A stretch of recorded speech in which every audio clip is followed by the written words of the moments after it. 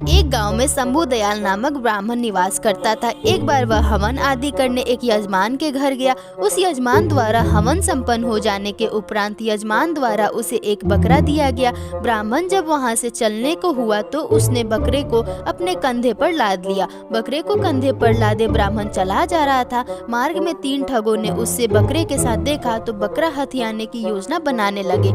योजना अनुसार तीनों ठग ब्राह्मण के मार्ग पर थोड़ी थोड़ी दूर में खड़े हो गए।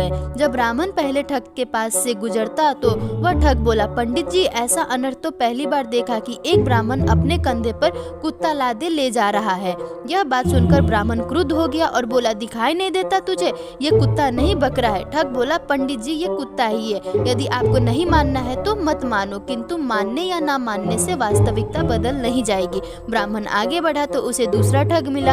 उसने ब्राह्मण से कहा, पंडित जी, लगता है आपको ज्ञात नहीं है कि उच्च कुल के व्यक्तियों को कुत्ता अपने कंधों पर नहीं उठाना चाहिए।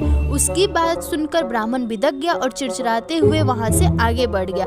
कुछ देर बाद उसे तीसरा ठग मिला। उसने भी ब्राह्मण से वही प्रश्न पूछा, पंडित जी, अपने कंधे पर कुत्ता लादे कहाँ जा रहे हो? 3 लोगों द्वारा बकरे को कुत्ता कहने पर ब्राह्मण को उनकी बात पर विश्वास हो गया और उसे लगा कि वास्तव में उसने बकरा नहीं कुत्ता अपने कंधे पर उठाया है। इसलिए उसने बकरे को अपने कंधे से उतार कर रास्ते में ही छोड़ दिया और अपने घर चला गया। इधर तीनों ठगों ने बकरे को मारकर उसकी दावत का मजा लिया। इस कहानी से हमें यही सीख मिलती है कि एक झूठ यदि बार बार कहा जाए तो वह सच लगने लगता है। अंततः सच झूठ की पहचान करने अपनी पूरी समझ का इस्तेमाल करें। स्वयं पर इतना विश्वास रखें कि कोई दूसरा आपकी मति भ्रष्ट ना कर सके।